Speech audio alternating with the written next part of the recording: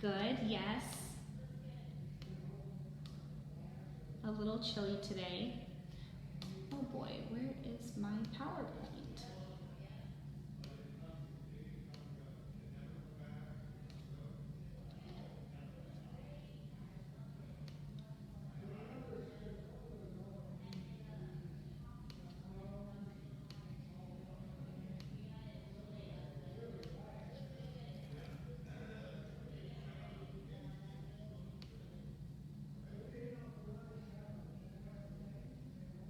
Linda, you look familiar. Hello.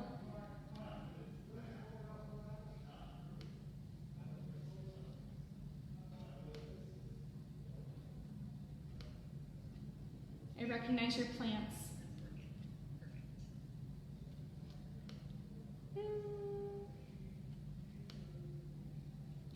We can wait. We have more people signed up today, so we can get a little bit started. Any three of you guys, Phyllis, Linda, or my other gentleman, do you guys have any specific questions or something that you would like me to address?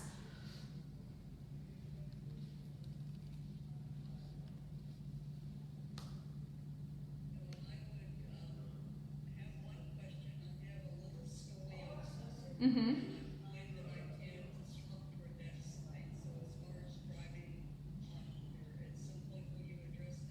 Sure. That's even a little bit, yeah, driving is going to be a little bit tricky. Does driving bother you? Well, no, but does it bother your back?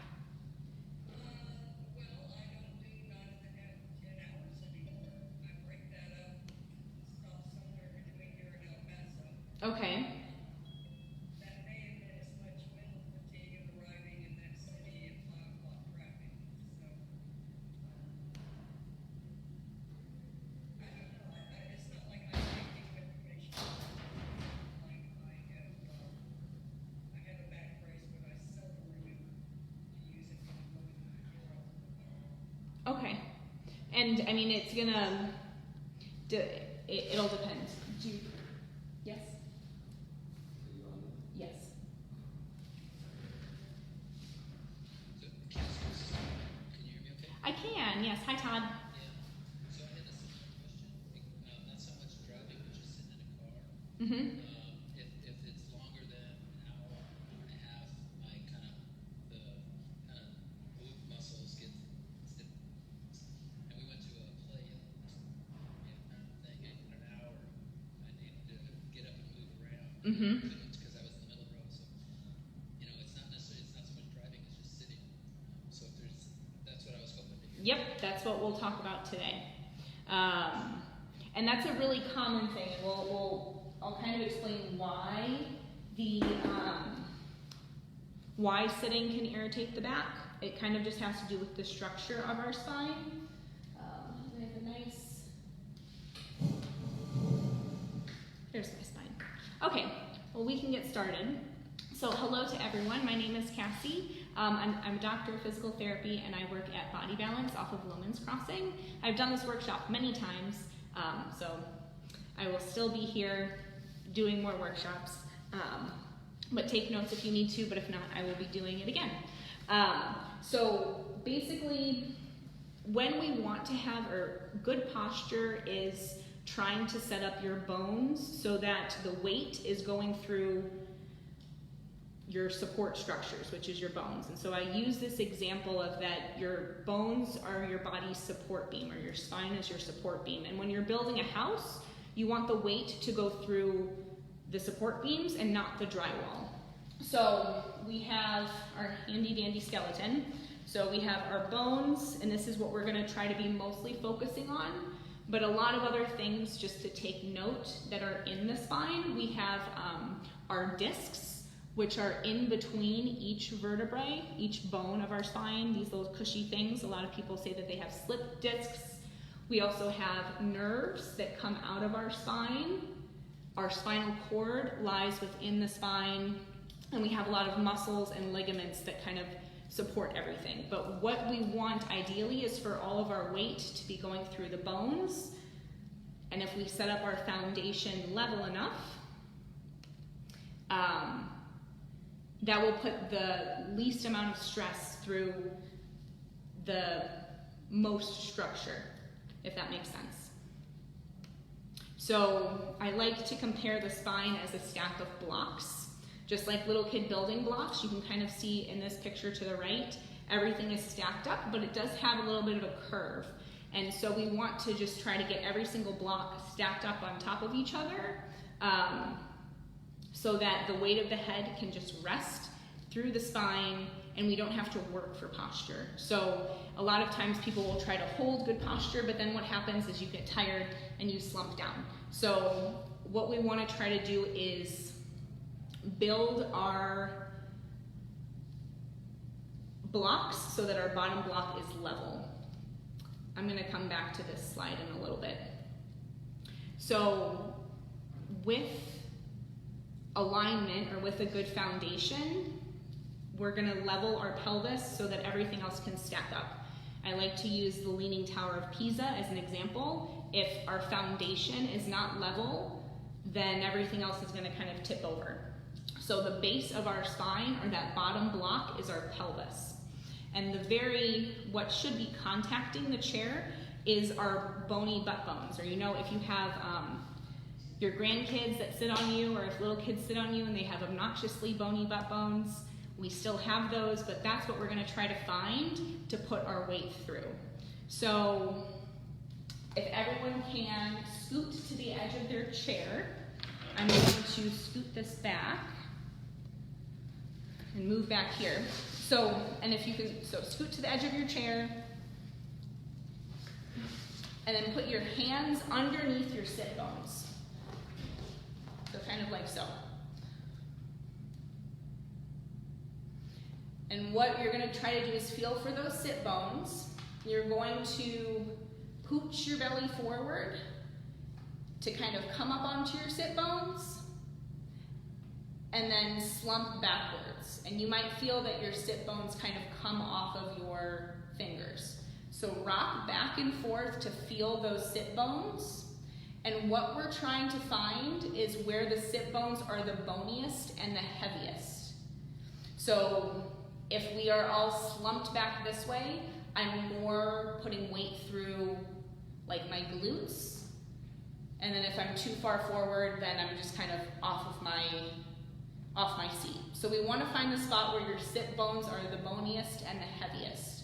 And that's the spot where, if you think about, again, the bones being a support structure, we're putting the weight through our sit bones so that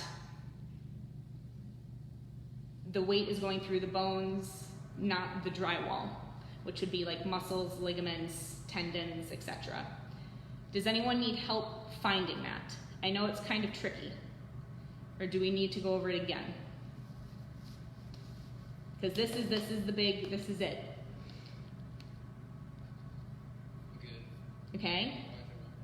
Anybody help? Huh? I said I don't think my wife would want anybody to help me. Oh, well, okay. Oh, cool, we can do thumbs up. Okay, good. So a lot of times we, especially in cars, like Todd was mentioning, or no, not Todd, Linda was talking about with long car rides, but also, yeah, Todd was saying long car rides. You can have lumbar support, and what that is, and the reason why we give that, or why other people give it, is that this low spine, this low lumbar spine, can you guys see my cursor? Okay, cool. So this lumbar spine has a little bit of a curve going inwards. It's called the lordosis. So when we put a pillow in that low back, that helps accentuate that curve or maintain that curve. And conveniently, when we are sitting on our sit bones, my pants are black, so it's a little bit hard to see, but when I'm up and on my sit bones, then I get to have this curve. So in addition, a lumbar pillow would be good, but I really like to make sure that we are starting from the foundation, meaning our pelvis, just in case we don't have one of those pillows. Now, with what happens when you're in a car, or even like a theater chair, or really any other type of chair or a couch, then we kind of start to slump backwards or get sucked in, and then we're sitting more on our tailbones and our glutes, and then you can see what happens to this lumbar curve is that it's not really there anymore. So when we're up on our sit bones, that helps keep the curve. It also might be okay to put a pillow along or in that lumbar spine to just help support. But I really like to make sure that your foundation, your pelvis, is in a good position so that everything else can stack up and rest. Someone mentioned, or Linda mentioned, scoliosis before. Something that could cause, now if for a long time someone has maybe been sitting on their wallet, or if you have your wallet in one pocket for the past 30, 50 years, then that can kind of make your pelvis unlevel and cause curves kind of coming up the spine. So that is something to keep in mind. Does anyone have questions so far? We found our sit bones, lumbar support, all of that is good. Yes? Okay. So, and then the other thing about,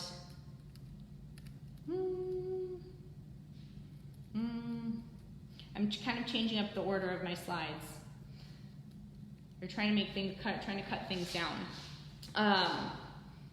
Does anyone get neck pain while driving? I usually do with cooking.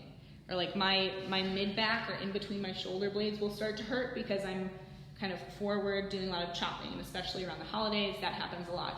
So your head weighs roughly 10 to 12 pounds.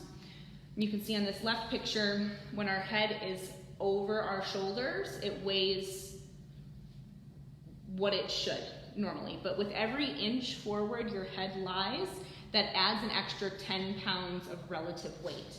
So if you think about, if I were to hold this weight close to me, it's not too heavy, but as I start bringing it out farther, it's starting to feel heavier. I'm lengthening the lever arm, which is putting more demand on everything along the back of my neck to hold it up. So, when cooking, or even also with driving, trying to keep your head over your shoulders and opening up your chest will help relieve all of these muscles back here from working so much. I have a little bit of a stretch that I will show you guys. But typically what I also see as a physical therapist over years of having this forward head posture is that your shoulders will also start to come forward. So people will ask me if you should use those back braces that kind of pull your shoulders back. And I say no, because then all that does is just pull this back here, and then that leaves your head forward. So,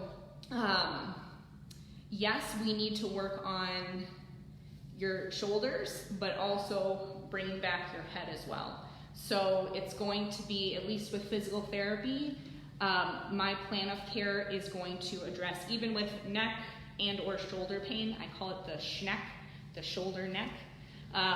We're wanting to make sure we're addressing the neck position and then the muscles that properly hold the neck, and then also opening up or stretching your pecs, and then starting to strengthen the muscles along your shoulder blade to help balance everything out.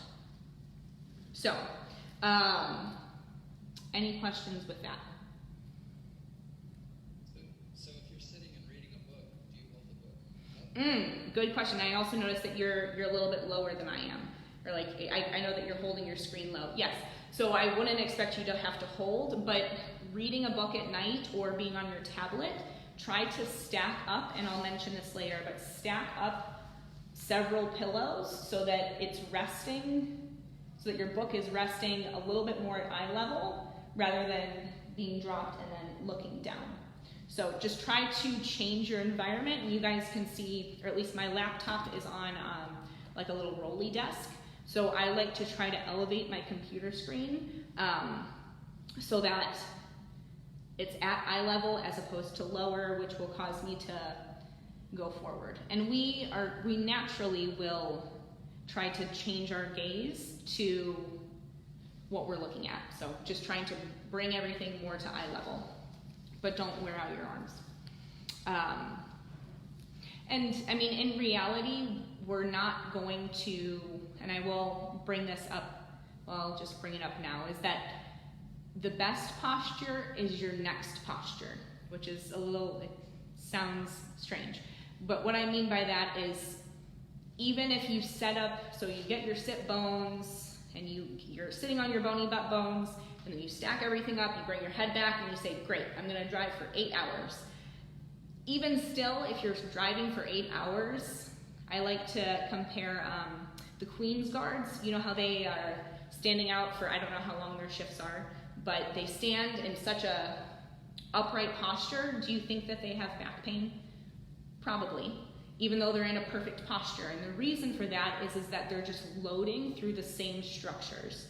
So when I say the best posture is your next posture, what I mean is that you're changing positions. So yes, you're in a good bony butt bones, your head is stacked up, but trying to change positions throughout the day to add variety, to change what you are loading through. So, motion is lotion is also something that I love to say. Okay, now, something specifically I wanted to bring up with standing, especially with Christmas lights. I've had a lot of clients come in after the weekend and say that I set up my Christmas lights over the weekend and my back started to hurt again. Why? When reaching overhead, what tends to happen is that if our shoulders are not flexible, let's see if I can move back.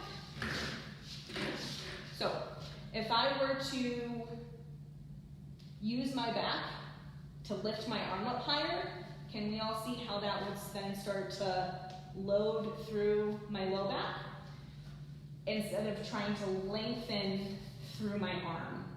So if we are constantly like either hinging back and forth, and we can see in this picture to number C, this line is kind of like the line of gravity where we want everything aligned about, so that we have, again, the least amount of stress going through the most structures. So in this C position, the pelvis is farther forward past that line of gravity, and also actually in D it is as well, which is putting a lot more stress through the lumbar spine. So as you're standing, also trying to be mindful of getting all of your bones stacked up right. And that's kind of a tricky thing if you've never tried to do that, or if you don't know what that feels like, and that's kind of where I come into play, or any physical therapist comes into play, to show you where your body needs to be. And especially with exercising, if you are lifting weights and just using your back as you're pressing overhead, that's just going to be working your back instead of actually working your arms. But just a little bit of a tidbit. So a couple of stretches that I will give you guys. This first one on the left, I like to call it tummy time. Just lying on your stomach, and what that's going to do, and if being up on your elbows is too much of a stretch, then you can just kind of rest with your head on your hands.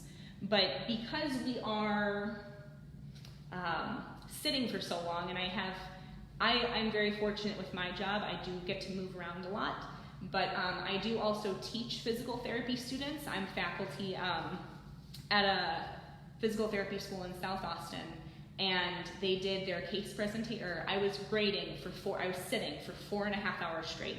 I couldn't get up, and my hip started hurting, my back started hurting, everything was not happy with me, because even though I was sitting on my bony butt bones and I had good posture and I was kind of trying to move around, but still just sitting for 4.5, 5 hours is just gonna load through. But because I'm sitting, that's kind of putting me more in a fetal position, like you know how babies are like in a fetal position like this. So by lying on your stomach, that's trying to kind of stretch out that front side of you and get a little bit more, or restore that lumbar lordosis, or that little bit of a curve in our low back. I also like to do chin tucks. So if our head is far forward, that's kind of putting some extra work on our upper traps and some other muscles in the back of our neck, our shoulder neck. So taking a fist or your fingers and pushing straight back to feel a little bit of a stretch along the back of your neck. Just to start to remind you or cue you to get your ears over your shoulders. I used to say, well, if I had a mask on, then you wouldn't see my double chin, but since I'm the only one here, we can all see each other's double chins.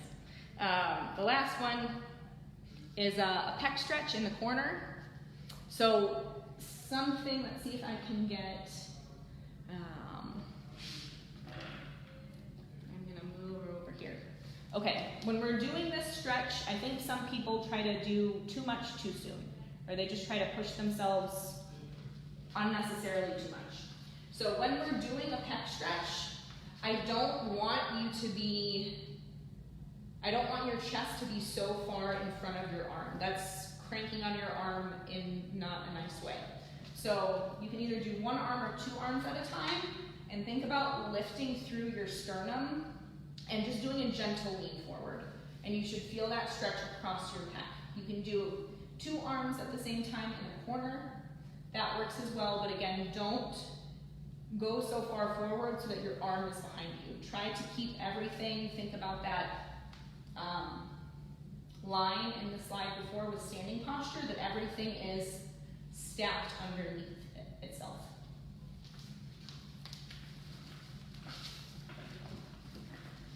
I'm sure you guys have done a pec stretch before, but kind of change around how you're feeling it. You can also move your arms up or bring them low in a stretch. That's going to, you have the fibers of our pec muscle run in different directions. So some kind of come across at this diagonal or kind of straight across, and then others will diagonal down. The different arm positions will bias different fibers of your pec muscle. So, changes for today.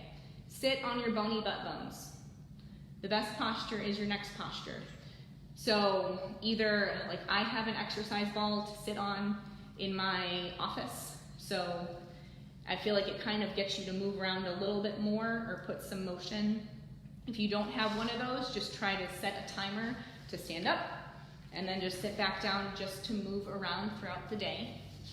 And then elevating your computer screen or propping your phone or tablet or book or whatever on pillows so that you're bringing what you need to look at to your eye level to prevent this from happening. Okay. Who has questions or thoughts?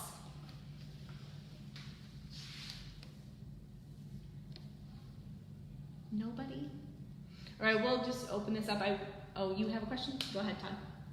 Yeah, so if standing up isn't an option, like you're in a car or a theater, it turns a 10-hour drive into one thing and you stop every 30 minutes. I know. Well, and that's kind of where how you're things to do while you're sitting. Well, I mean, anything just to like march or move your legs, but what I would say that what I tend to see a lot of is similar to sleeping. People will complain about how they have pain with their sleeping position, and instead of throwing out your mattress and getting a whole new mattress or getting a whole new just whatever, is trying to figure out what you're doing the other 18 hours of the day or 16 hours of the day. So if you are exercising and putting extra load through your back and then you go and sit for an hour or two, it's like it's already, you've had cumulative stresses. So how we can make sure that your body is moving optimally so that when it does get in a still position, it's not as cranky. Todd, did you try, and like theater seats are not comfortable, or like theater seats are very slanted. So did you have a lumbar support or like a little pillow? I would try bringing like a small pillow and making sure that you're sitting on your sit bones and not like tucked, your tail isn't tucked under. The other thing that I like to say with sitting on your bony butt bones is that if you had a tail, don't sit on it. So you kind of almost have to think about flapping or like placing your tail behind you and making your pelvis do that. I have great analogies. I'm thinking that's in a car. I don't like that. Yes, yeah, and car seats are slanted, like the back is kind of slanted this way. So what I will, and actually, good to bring up, on Wednesday at Body Balance at 11, please call to let me know that you're coming, but if you want to come by and I can show you just with a towel, kind of how to position a towel to sit on to get you a little bit more on your sit bones. But for anyone that is interested in that, you can either email me, Morgan will put my email down, or call the office to let me know that you'll be stopping by, but I do have a block on my schedule at 11 on Wednesday, this Wednesday, to help you with your car positioning. So, sitting on a towel. So anything that will raise your bum. So if you had a rolling pin on your thighs, the rolling pin should roll off. So if your tush is higher, that kind of helps get you on your sit bones. When you're more in this position, you can see how my pelvis starts to curl under and my low back, the lumbar lordosis will flatten out. I got a question about scoliosis. That is a little bit tricky to address. In person, it depends on how big of a degree the scoliosis is or where it is.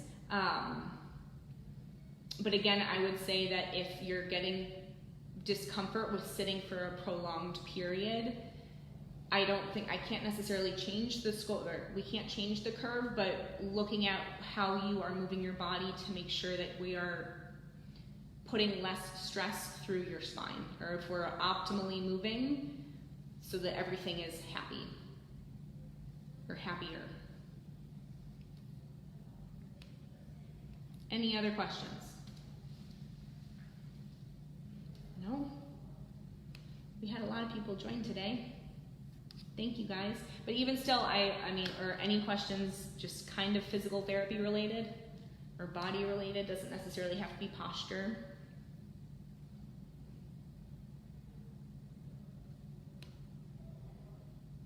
No? Something else that I have mentioned before and I haven't in a while, I have a workshop on knee osteoarthritis, plantar fasciitis, and then this posture. We also have, our other clinicians have some on balance, Parkinson's, shoulder. Are there any topics that you guys would be interested in or are curious to learn more about? And if not, that's fine, but also how I started doing my plantar fasciitis one is that someone asked and wanted more information on plantar fasciitis, so I said, absolutely. Nope. Oh, let's see if I have anything in the comments. Chat, thank you. Oh, you're welcome, Melanie. Okie dokie, well I hope everyone has, and so Wednesday at 11, I will put our office number. Oh, what is our office number? 261-8699. It's in my head. Yeah. 8699. So if you guys would like to come on, you're welcome, Lynn. So if you guys would like to come on Wednesday at 11, just give us a call and I will help you with your car positioning. Okay. Thank you. Okay. Bye, everybody. Thanks for coming.